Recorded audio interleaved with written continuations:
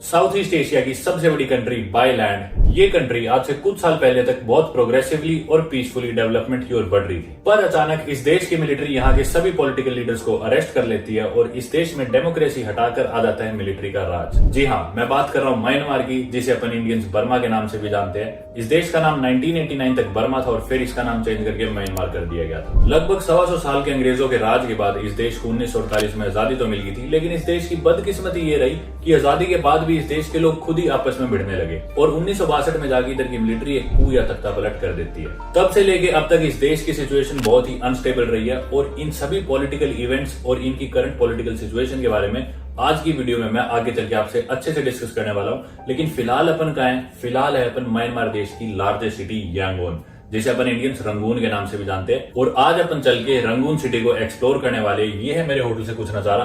बस अपनी बदकिस्मती ये है कि अपन इधर बारिश के सीजन में और मोस्टली टाइम यहाँ पे बारिश ही होती रहती है। इससे पहले कि अपन शहर को एक्सप्लोर करने निकले, मैं म्यांमार और यांगून की ज्योग्राफी के बारे में थोड़ा सा डिस्कस करना चाहूंगा। जैसा मैंने बताया, 7.25 लाख स्क्वायर किलोमीटर के एरिया के साथ म्यांमार साउथ ईस्ट एशिया की लार्जेस्ट कंट्री है बाय लैंड। म्यांमार अपनी बॉर्डर शेयर करते हैं 5 देशों से: India, China, Bangladesh, Laos and Thailand. इसके अलावा इसके साउथ में पड़ता है अंडमान सी और साउथ वेस्ट में बे ऑफ बंगाल। और हालांकि हम यांगोन में, जो कि म्यांमार की लार्जेस्ट सिटी है, लेकिन यांगोन म्यांमार की कैपिटल सिटी नहीं है। जी हाँ, जबकि सबसे बड़ा एयरपोर्ट भी म्यांमार का यांगोन में, सबसे बड़ा सी पोर्ट भी यांगोन में, लेकिन इनकी कैपिटल सिटी है नेपिडो। हालांकि यांगोन इनकी कैपिटल थी, पर 2006 में जाके फाइनली नेपिडो को इनकी नई कैपिटल बना दिया गया था, जो कि इनकी 3rd लार्जेस्ट सिटी और काफी नई सिटी भी है। म्यांमार की one of the 3 most important cities में एक और सिटी का जिक्र भी आता है और वो है मैंडले, जो कि इनकी 2nd लार्जेस्ट सिटी है और इनकी लास्ट रॉयल कैपिटल भी थी। अब अगर दोबारा सिंप्लीफाई करूं तो Yangon largest city, largest seaport, largest airport but former capital. Yangon largest city,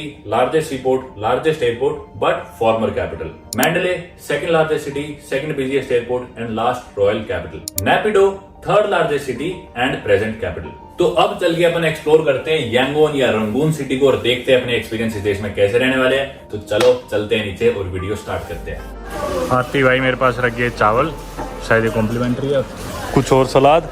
what's the price of this? 12,000 charge. सारे लोग मेरे को घूरने लग रहे हैं चारों तरफ से।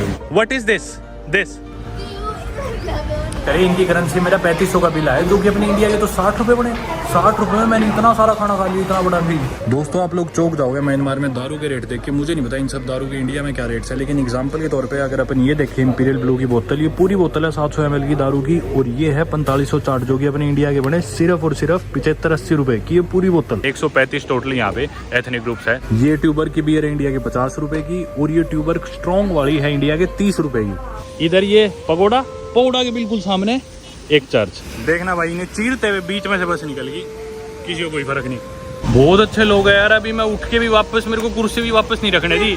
इनफैक्ट वो जो पॉलिथीन था जिसमें मेरे जूते थे, मैं वो फेंकने जा रहा था डस्टबिन में, वो भी मुझे नहीं फेंकने दिया।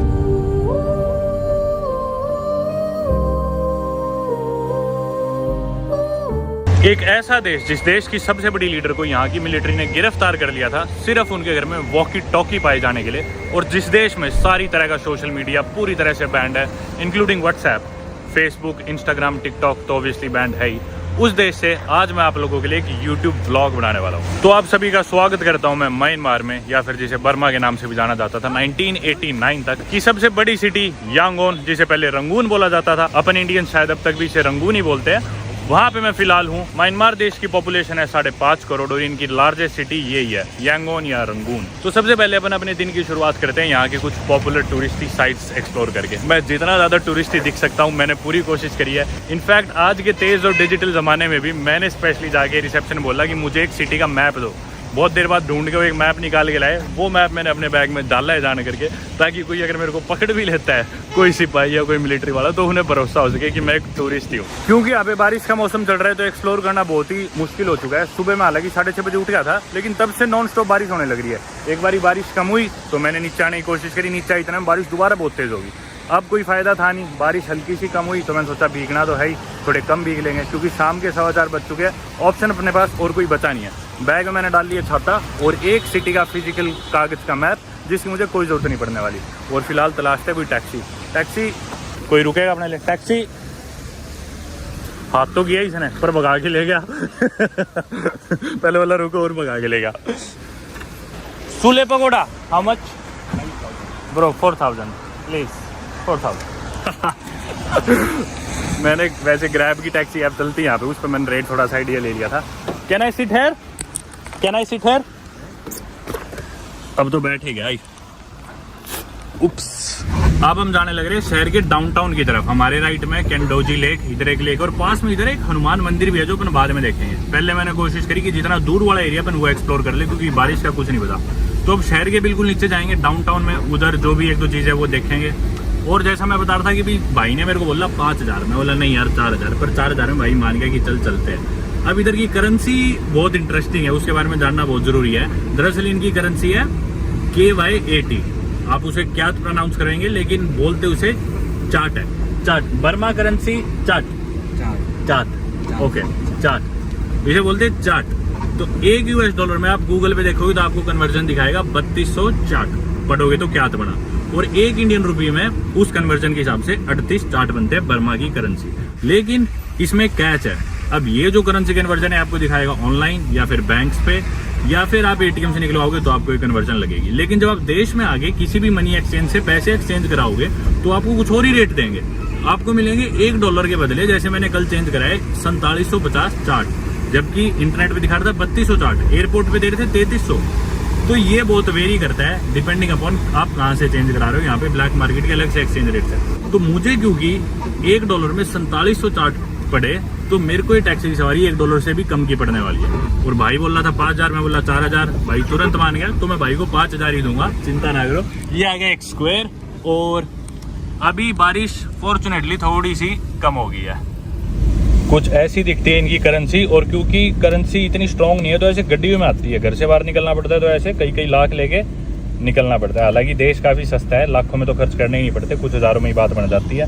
गाड़ियों की हालत यहाँ पे बाकी सभी की काफ़ी पुरानी है, देखा जाए तो। पीछे गैस रखी होगी, सिलेंडर होगा नहीं भाई है, पर पता नहीं, मेरे को दिख नहीं रहा सिलेंडर है नहीं। वो सामने जो आपको दिख रहा है स्ट्रक्चर, वो है सुले पकोड़ा। सुले, how do you pronounce it? सुले और सुले, सुले, ओके। ये आ गया सुले पकोड़ा। ये 10,000 का नोट। उल्टे तो क्या ही लेंगे भाई से, चलो चलते हैं। No you keep it, it's okay, bye bye, thank you, good bye. चलो, ये दिख रहा है भाई सामने अपने को इनका एक काफ़ी पॉपुलर पकोड़ा। अब यहाँ पे बर्मा में क्या है, बहुत सारे पकोड़ाज है। पकोड़ाज बेसिकली बुद्धिस्ट टेम्पल कह लो आप, और बहुत सारे का मतलब कई हजारों। ये सुले पकोड़ा इनके बिल्कुल डाउनटाउन के हार्ट में लोकेटेड है, यांगोन सिटी के, और 2600 से ज्यादा साल पुराना है पकोड़ा। जी हाँ, श्वेतेगोन पकोड़ा काफी पॉपुलर है, उससे भी पुराना पकोड़ा ये है। लेकिन सबसे बड़ा चैलेंज मेरे को लगता है यहाँ पे रोड क्रॉस करना बहुत ही मुश्किल हो जाता है भाई, पेडेस्ट्रियंस के लिए काफी मुश्किल है। चलो पकोड़ा की तरफ एंट्री लेते हैं। और ये ना काफी इंपॉर्टेंट पॉइंट है बाकी यांगोन सिटी की पॉलिटिक्स का, लोगों का भी, क्योंकि यहाँ पे ना रैलीज वगैरह बहुत करते हैं लोग। आज थोड़ी ज्यादा भीड़ है, भीड़ इसलिए क्योंकि आज पूर्णिमा है या फिर फुल मून है, और जो गौतम बुद्ध थे उनके लाइफ के मेन इवेंट सारे पूर्णिमा वाले दिन ही हुए थे। जैसे कि शायद उनका जन्म भी, और उनकी मृत्यु भी, उनका जो पहला भाषण था शायद वो भी, बहुत सारी चीज़ें थी। मतलब इसीलिए ना फुल मून वाले दिन ज़्यादा लोग आते हैं पकोड़ाज में। जैसे मैंने बताया बुद्धिस्ट टेम्पल को पकोड़ा बोलते हैं। और बुद्धिज़्म स्टार्ट एक्चुअली इंडिया में हुआ था, जी हाँ, हालांकि बहुत फैला हुआ है इस रीजन में, एशिया में, लेकिन स्टार्ट एक्चुअली में इंडिया में हुआ था। और गौतम बुद्ध जो थे, हालांकि उनका जन्म नेपाल में हुआ था, लेकिन 29 साल की उम्र में उन्होंने अपनी जो रॉयल लाइफ थी उसे त्याग दिया था, और बोध गया में, जो कि शायद बिहार में पड़ती है, अपने इंडिया में ही बुद्धि ट्री के नीचे बैठ के उन्हें मोक्ष की या फिर निर्वाणा की प्राप्ति हुई। और निर्वाणा की प्राप्ति के बाद बेसिकली वो बुद्ध बन गए, यानी कि जिसका बेसिकली मतलब होता है दी अवेकन्ड वन। अब चलते हैं अपन सुले पकोड़ा के अंदर। जूते अपने को शायद बाहर उतारने हैं। ये भाई पकोड़ा में 10,000 चाट या क्या entrance fees. Thank you. What is this? Oh, wet towel. And shoes with me? Oh, there. चलो भाई घुसते हैं। बाकी इन्होंने स्टिकर लगा दी इधर एंट्री पे, पता नहीं क्या है। आगे भाई अब हम पकोड़ा के अंदर।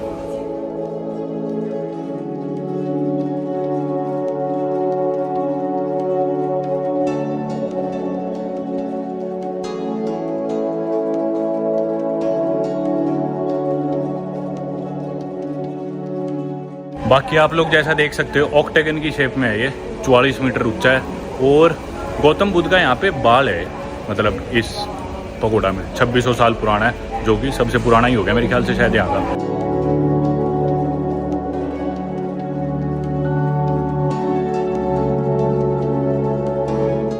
ऑब्वियसली यांगोन सिटी की हेरिटेज लिस्ट में इंक्लूडेड है ये पकोड़ा, लेकिन बाल कहाँ पे है उनका? बाल देखना यार भाई। मैं इनके स्टाफ को बोला बाल कहाँ है, बाल देखना है मेरे को गौतम बुद्ध का, पर ठीक से कम्युनिकेट नहीं कर पाए हम क्योंकि वो इंग्लिश इतनी नहीं बोल पा रहे थे। तो बोल रहे कि क्लोज बाल अंदर है, पता नहीं।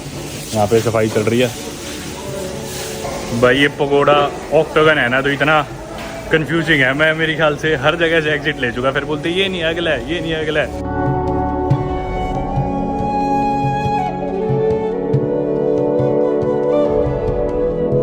That's so sweet of you. Thank you.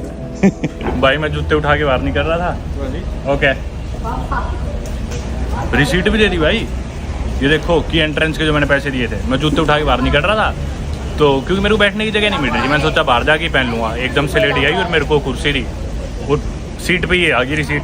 बहुत अच्छे लोग हैं यार। अभी मैं उठ के भी वापस, मेरे को कुर्सी भी वापस नहीं रखने दी। इनफैक्ट वो जो पॉलीथीन था जिसमें मेरे जूते थे, मैं वो फेंकने जा रहा था डस्टबिन में, वो भी मुझे नहीं फेंकने दिया। मेरे हाथ से लेके खुद फेंका है। बड़े अच्छे लोग हैं यार।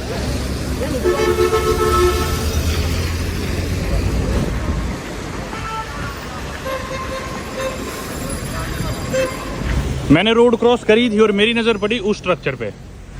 बढ़िया लग रहा है, उधर चल के देखते हैं क्या है। वैसे तो यहाँ पे पास में एक मार्केट है, बोगयोके मार्केट, ऐसे कुछ प्रोनाउंसिएशन है उसकी। मैं उस मार्केट की तरफ जा रहा था, लेकिन वो बिल्डिंग बढ़िया लग रही है मेरे को। एक बार चल के देखते हैं। मैं आपको बता चुका यहाँ पे कई हजारों पगोडाज है, तो ये बात जान के आप ऑब्वियसली अज्यूम कर ही चुके होंगे कि यहाँ पे जो सबसे बड़ा रिलीजन है वो बुद्धिज्म है।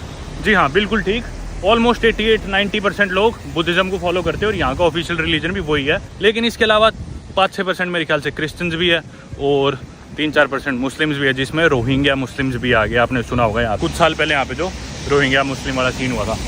ये देखो, अपन रिलीजन्स की बात कर रहे थे, उसी समय देखो कितना अच्छा नज़ारा है। इधर ये पगोड़ा के बिल्कुल सामने एक चर्च, बिल्कुल अक्रॉस, और साथ में आ रही है खूबसूरत बिल्डिंग्स है। पता नहीं ये क्या क्या है, इतना मेरे को पता नहीं, लेकिन जहाँ तक मैं रिकॉल कर पा रहा हूँ ये वाली बिल्डिंग यहाँ का कोर्ट है। चल के देख ही लेते हैं। ये बस स्टॉप है यहाँ पे, जिसके नीचे भाई इंतज़ार कर रहा है, पता नहीं बस का या बारिश से, अपने आपको बता रहे हैं जो भी हो। बाकी लोग छाता लेके चल रहे हैं, अपने पास छाता है पर बैग में अभी तक निकाला नहीं, थोड़ा तो भीग ही लेंगे। मुझे ऐसा क्यों लग रहा है कि इस रोड पे एंट्री रिस्ट्रिक्टेड है, क्योंकि इधर ये बैरिकेड से लगा रखे है और रोड की परली साइड भी बैरिकेडिंग है। इस रोड पे कोई मेरे को दिख भी नहीं रहा। वो रोड बंद थी और मैं रिस्क लेना ही चाहता था कि मिलिट्री मेरे को गलती से भी पकड़े, तो मैं घूम के जाने लग रहा हूँ। रिलीजन्स के बारे में तो मैंने आपको बता दिया, लेकिन अब यहाँ के लोगों की बात करें तो मोस्टली लोग 70% के करीब जो लोग हैं वो है बर्मीज लोग। और बर्मीज से मेरा मतलब है बमार लोग या फिर बुरमान लोग, जो कि एक एथनिक ग्रुप है। जी हाँ, आप लोग सोच रहे हो कि देश का नाम बर्मा है तो सभी लोग बर्मीज हुए, नहीं। बर्मीज जो ये एथनिक ग्रुप है, इन्हीं के ऊपर इस देश का नाम बर्मा था, और उसी चीज़ को ख़त्म करने के लिए फिर इसका नाम बाद में म्यांमार भी करा था। तो ये एक एक्चुअली एथनिक ग्रुप है जो majority of the population form करता है, लेकिन सभी लोग बर्मीज नहीं है। इसके अलावा बाकी सारे एथनिक ग्रुप्स भी है। बाकी जो एथनिक ग्रुप्स हो गए ऑब्वियसली उसमें आगे काइन, रखीने, शान, बहुत सारे यार, 135 टोटल यहाँ पे एथनिक ग्रुप्स है। स्क्रीन पे कुछ नाम लिखे आ जाएंगे जो मेन है इनके। लोगों को अब रेफर करना हो तो आप बेसिकली बर्मीज से रेफर नहीं कर सकते। बर्मीज तो क्योंकि एक एथनिक ग्रुप होगा, जो खूब सारे एथनिक ग्रुप है इस देश में। तो अगर जनरली आपको कोई म्यांमार का इंसान है उसे एड्रेस करना हो तो आप म्यांमार बोलोगे, MYANMA, म्यांमार, क्योंकि बर्मीज तो बमार या बुरमान लोग हो गए जो मैंने बताया। अपन आगे भाई इस रैंडम से पार्क में, जिधर से सारा इनका चारों तरफ आर्किटेक्चर दिखने लग रहा है, और पीछे वो लाल सी बिल्डिंग है जिसकी वजह से अपन इधर आए थे। सारे लोग छाता लेके घूम रहे हैं, खड़े हैं, कोई फोन चला रहा है, कोई कुछ कर रहा है। चल के अपन उस बिल्डिंग के नजदीक पहुंचते हैं। मेन रोड तो बंद थी। Bro, what's the name of this park? सूले park. Okay, सूले park है भाई। ये एक जिम भी बना रखी है भाई, ओपन जिम पार्क में ही। आंटियां लगी हुई है क्या? नहीं, अभी तो कोई आंटी नहीं दिख रही। नहीं, इन ओपन जिम्स में पार्क में आमतौर पे आंटियां दिखती है अपने। तो एक और चीज़ जो मैंने नोटिस करी, ये पार्क इनका एक्सरसाइज करने के लिए, टहलने के लिए है ऑब्वियसली, जैसे कि सारे पार्क होते हैं, लेकिन एक अनसंग कारण भी होता है पार्क्स का और पार्क्स में जाने का, और वो कारण है आशिकी। जी हाँ, यहाँ पे आपको बहुत से लोग आशिकी करते भी दिख जाएंगे पार्क में जगह जगह। इनको घर वालों से बच के कोई जगह मिलती है तो याद आते हैं ऐसे मौसम में, जब ज़्यादा लोग ना हो, पार्कों के कोनों में छाया की तलाश में। ये आ गई अपनी बिल्डिंग, और जो भी लोग यहाँ फंसते होंगे उनको हो जाती होगी जेल। जेल जाने से पहले वो लोग आते होंगे इधर, क्योंकि ये है इनकी हाई कोर्ट। अगर इतनी सुंदर हाई कोर्ट होगी तो हर इंसान ही क्राइम कमिट करेगा यार, हर इंसान ही मुजरिम बन जाएगा। वाह यार, शानदार। अब मेरे को डर नहीं लग रहा। मेरे को अगर मिलिट्री पकड़ भी लेती है, पर यार कल तो संडे है, एक दिन तो जेल में रहना पड़ेगा। मंडे को अगर मेरे को कोर्ट में पेश करेंगे तो कोर्ट देखने में मिलेगी। यार ये लोग फ़ोन में इतनी रिकॉर्डिंग कर रहे हैं, अपनी वीडियो बना रही है, डालते गए क्योंकि इंस्टाग्राम टिकटॉक तो सब यहाँ पे बैंड है। Excuse me, is this the court? This is court? High court? What is this? This what is this building? Name name name. बेचारी लड़कियों को अंग्रेजी नहीं आती थी तो बता नहीं पाई, पर मैंने गूगल मैप से देख लिया, कोर्ट ही है। पार्क के रूल पढ़ लो, फुटबॉल नहीं खेल सकते, अच्छा बेच नहीं सकते, स्केटिंग नहीं कर सकते, फ्रूट यहाँ पे आपको पता नहीं इस देश में, बर्मा में, ये तो छोड़ो, चलते यहाँ से।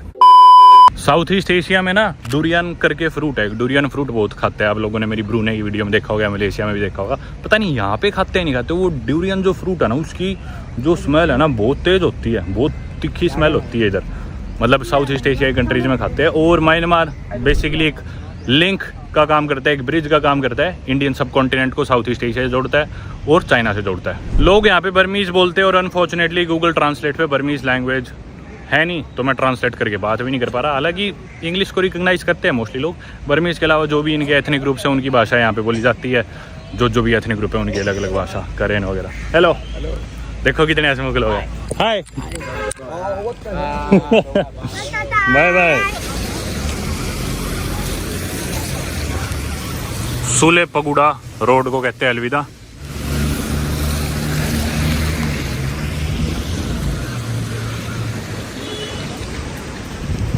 दोस्तों साल 1824 से लेके 4 जनवरी 1948 तक म्यांमार जो था वो ब्रिटिश रूल के अंडर था। जी हाँ, 124 साल तक अंग्रेजों ने इन पर राज किया और फाइनली इन्हें इंडिपेंडेंस तो मिल गई थी 1948 में, लेकिन इनस्टेबिलिटी बहुत ज़्यादा रही है इस देश के अंदर तब से लेकर अब तक। इन सब चीज़ों के बारे में ऐसे पब्लिकली बात नहीं कर सकता, तो आपको मैं अंदर कमरे में बैठ के वो सारी चीज़ें समझाऊंगा बाद में, इधर की पॉलिटिकल सिचुएशन के बारे में।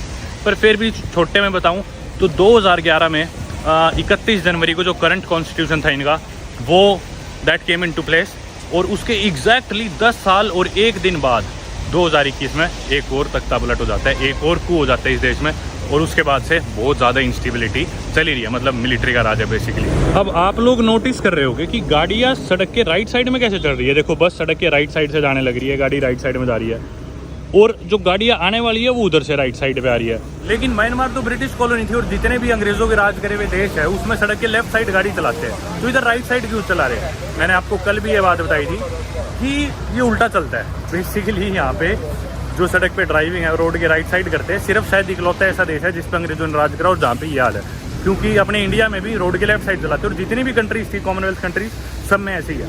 और सिर्फ यही नहीं, इनकी जो मेजरिंग यूनिट्स भी है वो भी पूरी दुनिया से बिल्कुल ऑपोजिट है। पूरी दुनिया में 3 ऐसे देश हैं जिन्होंने मैट्रिक सिस्टम को नहीं अपनाया, यानी कि मेजरिंग की जो यूनिट्स है, जिसमें एक ऑब्वियसली है यूएसए, दूसरा है लाइबेरिया, आपने मेरी अफ्रीका की वीडियोस में देखा होगा, तीसरा देश है म्यांमार। और ये अब भी अपनी बहुत सारी ट्रेडिशनल यूनिट्स यूज़ करते हैं चीज़ें मेजर करने के लिए, जैसे कि अपने इंडिया में भी ट्रेडिशनल यूनिट्स अभी तक थोड़ी बहुत चलती आ रही है, जैसे कि शेर हो गया, पाव हो गया, रत्ती हो गया, मरला, कनाल, ये सारी चीज़ें। तो इधर भी जैसे एग्जाम्पल के तौर पर बताऊँ तो लान मतलब 6 फुट, लान बर्मीज लैंग्वेज की एक ट्रेडिशनल मेजरिंग यूनिट है। चलो जल्दी से सीधा जाना अपने को, कर लेते हैं पार। सड़क पे चलते चलते मेरी नज़र गई इधर लेफ्ट में सुले स्क्वायर यांगून, जो कि एक मॉल लग रहा है, काफ़ी सही लग रहा है वैसे। और मॉल के बिल्कुल दूसरी तरफ रोड के इस साइड देखोगे तो एक सिनेमा, जी हाँ एक थिएटर, जिसमें पिक्चर ये जो लगी हुई है पता नहीं कौन से देश की पिक्चर है, पता नहीं यार ये यहाँ की है या कोई चाइनीज़ है, मेरे को तो कोई आइडिया नहीं है। आप लोगों को पता है तो बताना। थिएटर में लोग भी बैठे हैं नीचे, एक एंट्रेंस है और लोग अपना शो शुरू होने का इंतज़ार कर रहे हैं शायद। ये देखो ये शो के टाइम भी लिख रखे है, 10:30 बजे, 1 बजे, 3:30 बजे, फिर 6 बजे। सड़क पे जमी हुई है काई और पैर बहुत स्लिप होने लग रहे हैं, और रोड क्रॉस करते हुए मुझे लग रहा है बहुत ज़्यादा डर। अरे भाई वो मर गए भाई, सेम टी शर्ट। चलो रुक जा भाई प्लीज़, बस मैं गिर ना दूँ, लाल थी वैसे भी गुना था।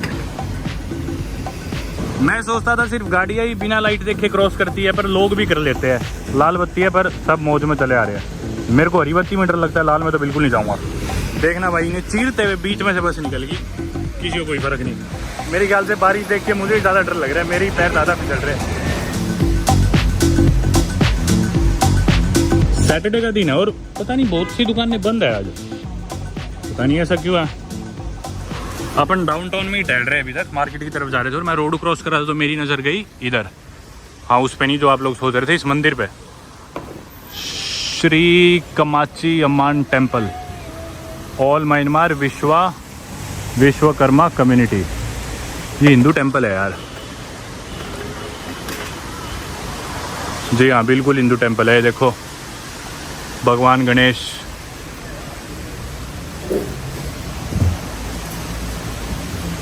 अब देखो म्यांमार ने सिर्फ रोड के राइट साइड चलाना ही अडॉप्ट नहीं कर रखा यूएस से। ये देखो स्ट्रीट के नाम भी ऐसे लिख रखे, 30th स्ट्रीट, बिल्कुल वैसे ही जैसे यूएस में आपको दिखेगी हर स्ट्रीट एक दूसरे के पैरेलल। अब वो 30th थी तो ये 29th हो गया 31st। ये देखो ये अब अगली आ गई 29th स्ट्रीट, ऐसी उससे अगली होगी 28वीं 27वीं, तो लोकेट करना आसान हो जाता है। ये क्या है, चूलिया मुस्लिम दरगाह मोस्क, ये मस्जिद है। Durian, how much for durian? ये देखो ये होता है डुरियन, इसकी खुशबू बहुत तेज, खुशबू नहीं मैं तो बदबू ही कहूँगा ये बहुत खाते हैं यहाँ पे लोग। What's the price of this? How much? 12,000 चाट, 12,000 चाट यानी कि भाई ये हो गए $3 का लगभग, लाइक $3 राइट, $3 पता नहीं, लगभग $3 के करीब हो गया, मतलब 250 रुपये का ये मान लो ये एक डुरियान है। और ये अगर मैंने खोल दिया ना और आपने ये घर में रख दिया अपने, तो आपके घर में से इसकी बदबू नहीं जाने वाली, और गाड़ी में रख दिया तो परमानेंट ही समझ लो 1 साल तक गाड़ी में से इसकी बदबू ही नहीं जाएगी। बहुत से देशों में तो मेट्रो में भी बैंड है डुरियन फ्रूट, जैसे कि सिंगापुर में, तो इसीलिए पार्क में लिख रखा था। मतलब पार्क में बैठ के अपने तो कितनी नॉर्मल सी बात है, अपन पार्क में जाके फ्रूट तो खाते ही है, कोई जामुन खाता है कोई कुछ खाता है, इधर अलाउड नहीं है इसी वजह से, क्योंकि लोग डुरियन खाते हैं और उसके छिलके फेंक देते हैं और उसकी बदबू फिर बहुत ज़्यादा तीखी होती है, जाती नहीं। अरे रुक जा रुक जा रुक जा रुक जा रुक जा भाई, हेलो कहाँ भगाए जा रहे हैं? Taxi taxi, grab grab grab, या भाई वो ग्यो के जो मार्केट थी, मार्केट तो बंद मिली, सैटरडे था, पता नहीं गूगल पे तो खुली दिखा रहा था, फिर आसपास मैंने लोगों से पूछा, बोले कल खुले यानी कि संडे को। ज़्यादा लोग बात भी नहीं कर पा रहे थे, बाहर शोर बहुत था तो बाहर मैं वीडियो नहीं बना पाया, पर दुकानें वगैरह सारी बंदी दिख रही थी, तो फिर मैंने करा ली ग्रैब टैक्सी। लकीली मैं हैरान हूँ, इस गाड़ी में एसी चलने लग रहा है। दरअसल बर्मीज जो लोग हैं वो एक्चुअली एशिया के one of the lowest consumers of electricity है। मोस्टली देश में बिजली नहीं रहती, बिना बिजली के लोग रहते, तो घरों में तो एसी होते ही नहीं, वो तो बहुत बड़ी बात है, पर गाड़ियों में भी मुझे पहली गाड़ी दिखी जिसमें एसी चलने लग रहा है। ये देखो nice AC, very chill AC, good AC.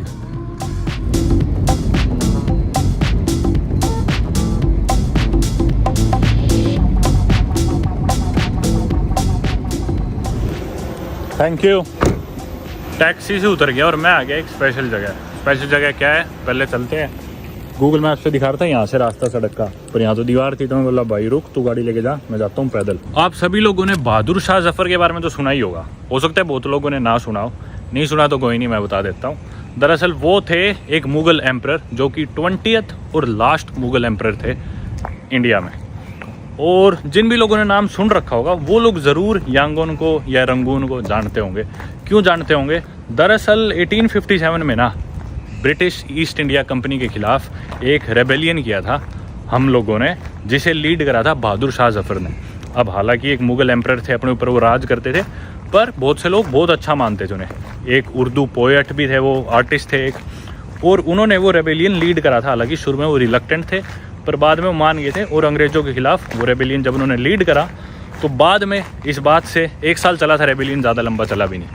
अंग्रेज़ इस बात से बहुत नाराज़ हुए थे और उन्होंने क्या करा, उन्होंने कहा इसको निकाल लो देश से बाहर, और उन्होंने एग्जाइल कर दिया था बहादुर शाह जफर को और भेज दिया था रंगून, जी हाँ यहाँ पे बर्मा में। और रेबेलियन हुआ क्या था, इसके पीछे भी काफ़ी कारण थे। लोग परेशान थे ओबियसली अंग्रेज़ों के राज से, काफ़ी टैक्सेस को लेके परेशानियाँ थी। जो इंडियन लोग थे, हिंदुस्तानी लोग थे, वो बड़ी पोस्ट पे कभी भी नहीं पहुंच पाते थे, बड़ी रैंक्स पे, मतलब बहुत नाइंसाफ़ी उनके साथ होती थी। तो उस वजह से ये जो रेबेलियन था ये हुआ था अंग्रेज़ों के खिलाफ, लेकिन 1857 में हुआ था और 1858 में ही अंग्रेज़ों ने ख़त्म कर दिया था, मतलब हरा दिया था रेबल्स को, और इन्हें एग्जाइल कर दिया था बहादुर शाह जफर को रंगून में।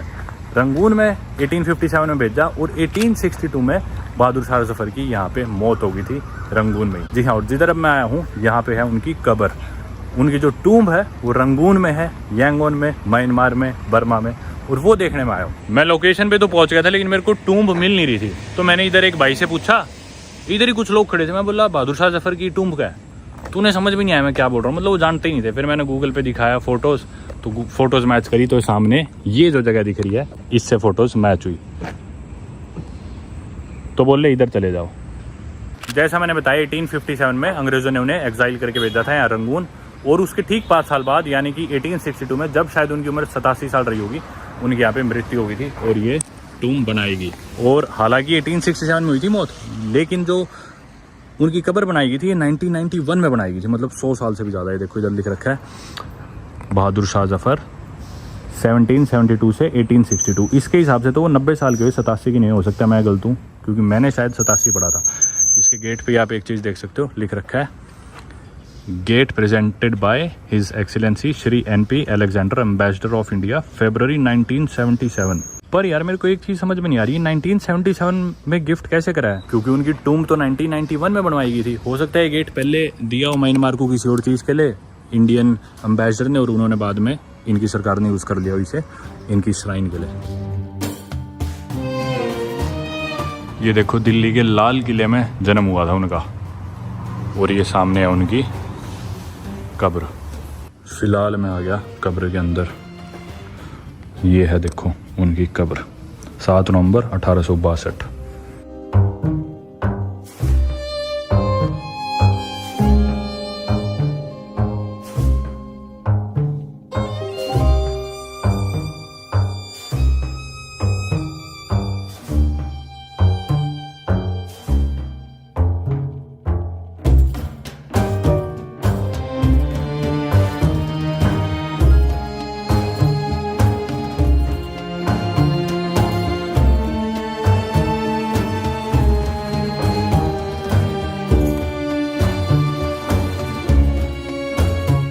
ये उनकी ग्रैंड डॉटर की रियल बॉडी है ना, रियल बॉडी, और ये एम्प्रेस की रियल बॉडी उनकी वाइफ की, ये सिंबॉलिक है, ये बस सिंबॉलिक है।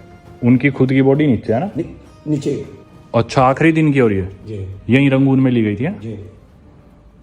अरे वाह, ये जगह इंडिया में होती तो इधर इतनी भीड़ लगी होती, यहाँ देखने का मौका ही नहीं मिलता। उनका कोई शेर याद है आपको? यहाँ में लिखा है, नीचे में भी लिखा है, न किसी की आंख का नूर हूँ, न किसी के दिल का करार हूँ, जो किसी के काम न आ सके, मैं वो एक मुश्ते गुबार हूँ। अरे वाह, कौन सी कंट्री से ज़्यादा आते हैं लोग इधर घूमने? यहाँ इंडिया बहुत आते हैं। इंडिया से आते हैं ना, और पाकिस्तान से भी? पाकिस्तान। अच्छा, ये लेडीज रूम फ्राइडे को नमाज पढ़ने के लिए, अच्छा, और ऊपर मर्दें पढ़ने के लिए। ये प्रोग्राम में हम लोग मट्टी खुदाई किया। अच्छा, पहले तो जमीन आप यहाँ से देखिए, जितना ऊंचा जमीन है, हाँ, इतना मट्टी निकालने के बाद ब्रिटिश ने अच्छा, जो डेड होने के बाद छुपा दिया। अच्छा, अभी 1991 में हजरत बहादुर शाह की रियल बॉडी पता चला। तो उससे पहले यहाँ पे कुछ नहीं था? कुछ नहीं था, खाली ये इसका ऊपर में मट्टी ज्यादा था। ये इंडिया पाकिस्तान से मशवरा किया, हाँ, उन्होंने बनाने को बोला। तो ये है भाई असली जगह जिधर बहादुर शाह जफर जी की डेड बॉडी मिली थी यहाँ पे 1991 में। हाथ लगा सकता हूँ? ये लगा था। अरे वाह, और ये उसी जमाने के पत्थर है ना? उस जमाने के पत्थर, एक एक पत्थर, बहुत बड़ा पत्थर। देख सकते हो आप लोग, ये नए मॉडर्न पत्थर नहीं है, पुराने उसी टाइम के पत्थर, जिधर ये एक्चुअल इनकी जो टूम्ब है। ना किसी की आँख का नूर हूँ, ना किसी के दिल का करार हूँ, जो किसी के काम ना आ सके, मैं वो मुश्ते गुबार हूँ। आप लोग सोच रहे होगे भाई मैंने उर्दू कैसे पढ़ ली, तो दरअसल मुझे पढ़नी नहीं आती, लेकिन इसका जो ये वाला शेर था मेरे पापा ने मेरे को सुनाया हुआ एक बार पहले, तो इसलिए मुझे याद था, और मुझे सही पढ़ा नहीं जा रहा, पर इन्होंने बताया वही वाला शेर है। इंडिया के प्रेसिडेंट अब्दुल कलाम साहब नेम और डेट। अच्छा, 2006 में आए हैं कलाम साहब। मनमोहन सिंह जी भी आए 2012 में। 2000 नरेंद्र मोदी जी भी आए इधर 2017 में। ये देखो नरेंद्र मोदी जी इधर आए, और ये पाकिस्तान के जो भी लीडर्स यहाँ पे आए, जैसे इनके प्रेसिडेंट थे परवेज मुशर्रफ। मेरा नाम कमालुद्दीन जी, बहुत अच्छा लगा आपसे मिलके। आपका शुक्रिया, आपने इतनी अच्छी तरह से मेरे को घुमाया इधर।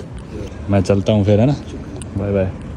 वक्त हो गया शाम के 6:30 और अंधेरा होने लग गया और जल्दी से जल्दी तुरंत प्रभाव से मुझे यहाँ से निकलना चाहिए और अपने होटल पहुँचना चाहिए, क्योंकि मिलिट्री ने पहरा देना शुरू कर दिया, अंधेरा होने लग रहा है इसलिए। और अभी एक मिलिट्री गाड़ी यहाँ से गई भी थी और मुझे घूर रहे थे सारे बुरी तरह से।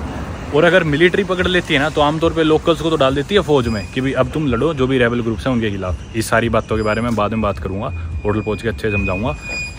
पर मेरे को भी कुछ भी कर सकते हैं, अब कुछ नहीं पता, तो इससे अच्छा ये पहले ही टाइम रहते निकलना यहाँ से। मैंने टैक्सी कराई है, इधर जो टैक्सीज खड़ी थी ऑफलाइन ये तो जाने को तैयार नहीं है, तो मैंने ग्रैब ऐप से करा ली। ग्रैब ऐप चलती है यहाँ पे टैक्सी बुक कराने के लिए, ऊबर वगैरह तो नहीं है, यही है शायद मेरी। लेकिन पेमेंट सारी कैश में होगी, कार्ड एक्सेप्ट नहीं करते यहाँ पे। जो ग्रैब ऐप है कार्ड के थ्रू पेमेंट्स नहीं हो सकती। हाँ यही है। मेरे को लगा वो स्विफ्ट गाड़ी है, मैं भी सोचूँ स्विफ्ट कैसे टैक्सी है। चलो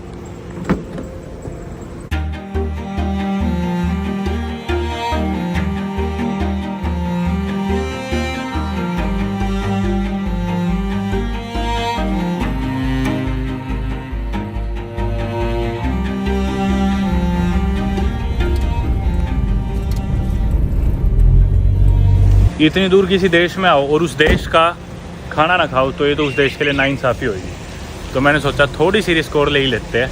और इधर का एक फेमस बर्मीज़ खाने का रेस्टोरेंट है, इधर मैं आ गया टैक्सी लेके। हालांकि अंधेरा हो चुका है पर एक बार इधर खाना खा लेते हैं। हाथी भाई मेरे पास रख गए चावल, शायद ये कॉम्प्लीमेंट्री है। Do you have a menu there? Okay, कुछ और सलाद, पर मेन्यू इधर नहीं है, मेन्यू उधर है।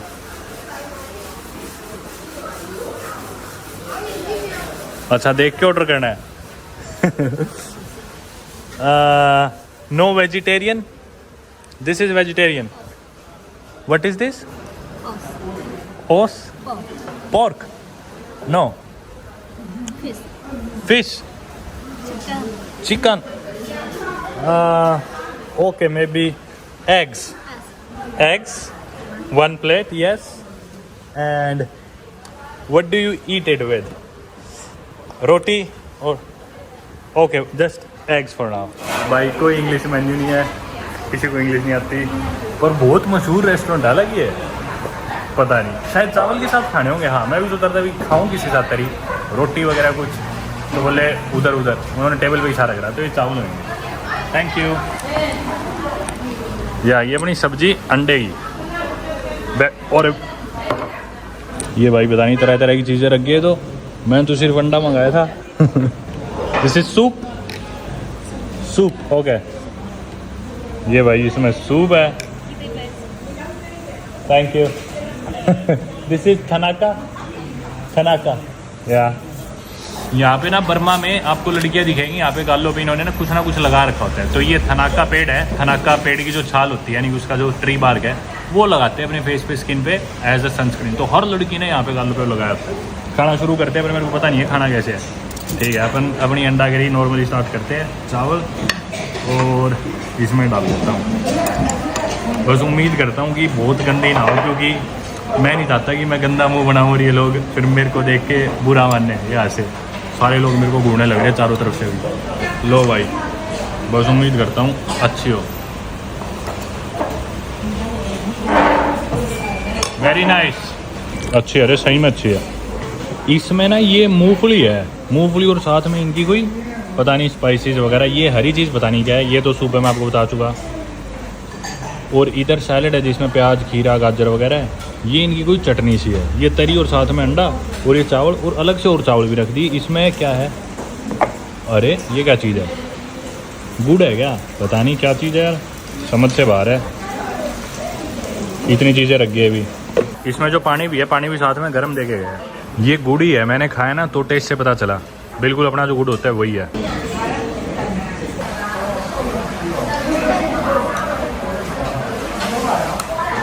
कोई मेरे टेबल से कुछ उठाने भी आ रहे हैं ना, तो ऐसे एक हाथ इधर रख के, मतलब बहुत रिस्पेक्टफुली यूँ उठाने लग रहे हैं। मेरे एक हाथ में कैमरा है, रुको। Okay enough. भाई अपने आप और रखी अंडा, जैसे मेरे 2 अंडे खत्म हुए, 1 अंडे का पीस और रख दी। मतलब कोई कुछ भी उठाते हैं ना तो ऐसे ऐसे रखेंगे, ऐसे उठाएंगे, बहुत रिस्पेक्टफुली। पैसे भी देंगे, पैसे भी लेंगे। तो अच्छे लोग यार, बहुत अच्छे लोग हैं।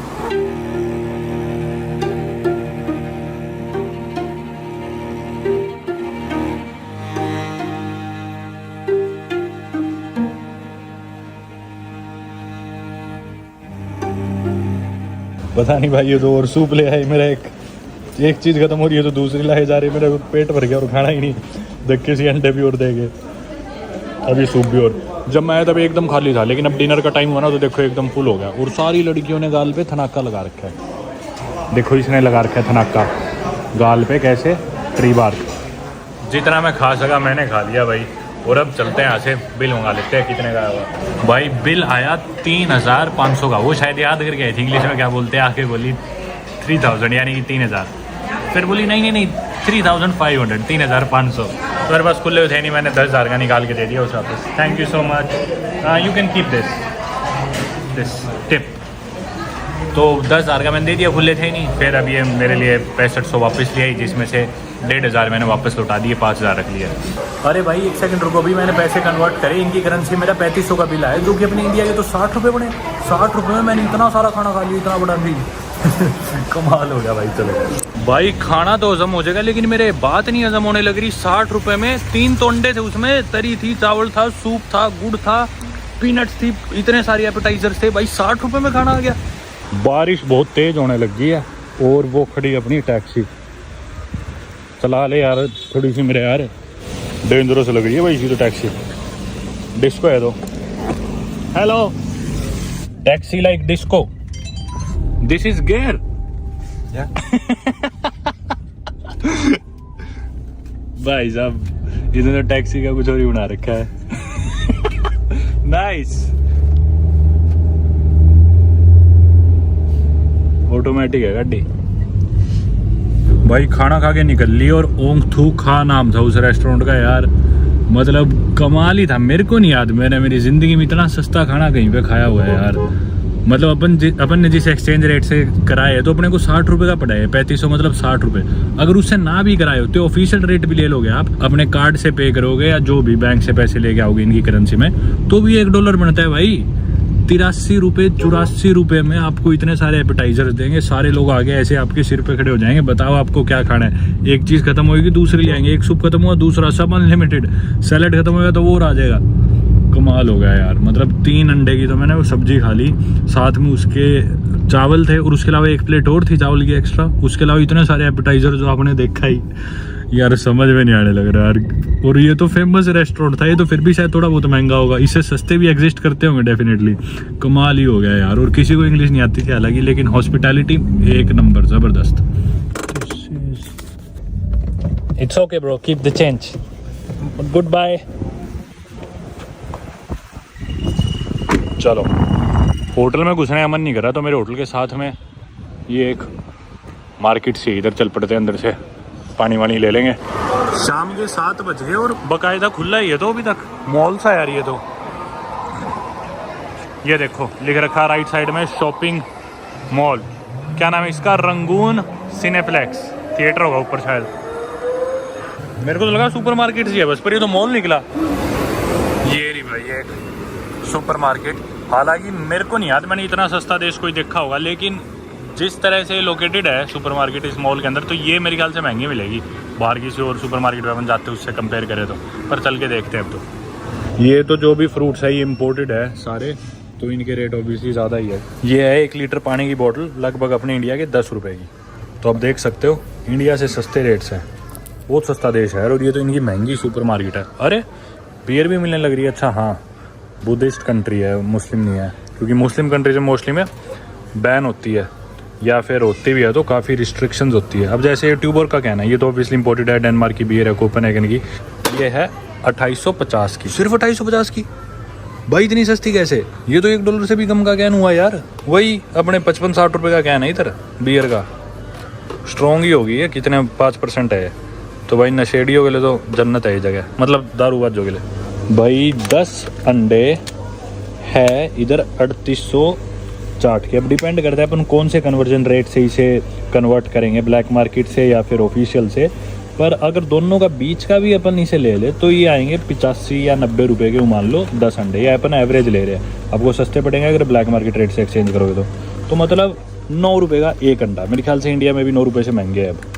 और इस सुपर मार्केट में मतलब लोकल किसी रेडी से लोगे तो आप और भी ज़्यादा सस्ते होंगे ऑब्वियसली। तभी मेरे समझ में आई ये चीज़ कि अपन ने इंडिया के 60 रुपये में तो खाना ही खा लिया जिसमें 3 अंडे थे, मतलब सब्जी तरी वो सब चीज़ें अलग, अंडे ही 3 थे। क्योंकि मोस्टली देशों में एक अंडे का रेट 50 रुपये है। मतलब आजकल मैं जिन देशों में ट्रैवल करता हूँ, न्यूजीलैंड में 50-55 रुपये का एक अंडा था, कैरेबियन गए थे उधर 50-55 रुपये का, ठीक है। यूरोप में थोड़े सस्ते हैं, अपने एशिया में सस्ते हैं, पर एशिया से तो महंगे हर जगह 30-40-50 रुपये ये रेट मिलता है आजकल। ये है भाई इनके सॉफ्ट ड्रिंक्स और इनके रेट आपको दिखाता हूँ। सिर्फ 1500 चाट, ये भाई मतलब इंडिया की मान लो डिपेंडिंग अपॉन किस रेट पे आप एक्सचेंज कराओगे, पता नहीं कितने लीटर कोक है ये 30 रुपये की है भाई। 850 ml कोक भाई 30 रुपये की एवरेज है। अगर आप अच्छे रेट से चेंज कराओगे तो आपको 25 रुपये की पड़ेगी। भाई आप लोग चौंक जाओगे बर्मा में दारू के रेट देख के। मुझे नहीं बताया दारू इंपीरियल ब्लू इंडिया में कितने की आती है, लेकिन यहाँ पे 700 ml की बोतल 100 रुपये की है इंडिया के। पहले अपन ने देखी थी पानी की बोतल जो कि शायद 9-10 रुपये की थी। यहाँ पे और सस्ती पानी की बोतलें भी है, जैसे ये 450 चाट की है जो कि अपने इंडिया के बने 8 रुपये 9 रुपये, मतलब 10 रुपये से भी कम की पानी की बोतलें हैं यहाँ पे। देख लो काफ़ी सस्ता देश है यार। और महंगे सुपर मार्केट के हाल है, पता नहीं सस्तों के क्या हाल होंगे। ये ट्यूबर्ग तो अपन देख ही चुके, 50 रुपये की थी लाइट वाली बड़ी, और ये स्ट्रॉन्ग वाली ट्यूबर्ग जिसमें 6.1% अल्कोहल है, लेकिन छोटे वाली इसकी कीमत है इंडिया की 30 रुपये सिर्फ। भाई यार कमाल ही हो गया, गलत देश में आ गया मैं तो। काश में ऐसा होता कि जो पीता दिन रात। इतनी सस्ती दारू के देश में आए बाद भी मैंने लिया कुछ प्रोटीन के बिस्कुट, साथ में फुल क्रीम दूध और पानी की बोतलें। चलो कितना है अपना बिल? अभी तो बढ़ने लग रहा है। वैसे इधर कार्ड एक्सेप्ट करते हैं, मैंने ज़्यादा जगह देखी नहीं यहाँ पे म्यांमार में जिधर कार्ड एक्सेप्ट होता हो। इधर कर रहे हैं इस सुपर मार्केट में, महंगी सुपर मार्केट है तभी। ये सब सामान तो मैंने लिया ही था जो आपको दिखाया, साथ में एक टूथब्रश भी ले लिया था। तो भी मेरा बिल पता नहीं कितने इंडिया के 300-400 रुपये का आया होगा यार। और मुझे लगता है कि अभी तक जितने पैसे मैंने चेंज कराए थे ना, उसमें से शायद मैं अभी तक आधे भी नहीं खर्च पाया हूँ। और हर जगह मैं कैश में ही पेमेंट कर रहा हूँ, टैक्सी से लेके खाना पीना घूमना फिरना हर जगह। और हर जगह टिप भी दे रहा हूँ, एक्स्ट्रा पैसे भी दे रहा हूँ। तो ये हाल है भाई। बारिश तेज़ होगी और रात का समय हो गया, बाहर रहना सेफ़ नहीं है किसी के लिए भी, क्योंकि 7:45 होने वाले हैं। 8 बजे के बाद ये लोग बोलते हैं बिल्कुल भी रिकमेंडेड नहीं है कोई भी बाहर रहे। तो ये सभी लोग मेरे ख्याल अपने घर जाने की तैयारी कर रहे होंगे, क्योंकि 20 मिनट बची है इनके पास भी। चल के अंदर अब मैं आपको इस देश की पॉलिटिकल सिचुएशन के बारे में थोड़ा बता देता हूँ। कमरे में थोड़ी देर आराम करके मैं आया था इधर होटल के जिम में, और मेरे अलावा जिम में कोई भी नहीं है। ये होटल लेने का मेरा मोटिव यही था कि ताकि जो टाइम है वो मेरा मैं यूटिलाइज़ कर सकूँ। रात को एक तरह से कर्फ्यू सा ही होता है, ना बाहर जा सकते ना कुछ कर सकते, तो इस टाइम में मैं जिम में आ सकूँ, एक्सरसाइज कर सकूँ, या होटल में और चीज़ें करके अपना टाइम प्रोडक्टिवली यूटिलाइज़ कर सकूँ। अब अपन एक्सरसाइज कंटिन्यू करते हैं। बाकी अगर मैं ऐसे बनियान में आज बाहर निकल गया होता ना, तो पक्का मेरे को मिलिट्री उठा के ले जाती और अपने पास ही रख लेती। सोच रहती है लंबा है, गाड़ी की छत आसानी से साफ़ कर देगा खड़े खड़े। बच गए दोस्तों। इससे पहले कि अपन सोने जाए और आज के दिन को ख़त्म करके कल दोबारा रंगून सिटी को एक्सप्लोर करना स्टार्ट करें, मैंने सोचा क्यों ना इस देश के करंट पॉलिटिकल सिस्टम को या फिर सिचुएशन के बारे में आप लोगों से बात कर ली जाए, क्योंकि एक बहुत ही इंपॉर्टेंट चीज़ है म्यांमार को समझने के लिए। और एडिशनली एक बहुत ही सेंसिटिव चीज़ है जिसके बारे में अपन पब्लिकली बाहर बात नहीं कर सकते बिल्कुल भी।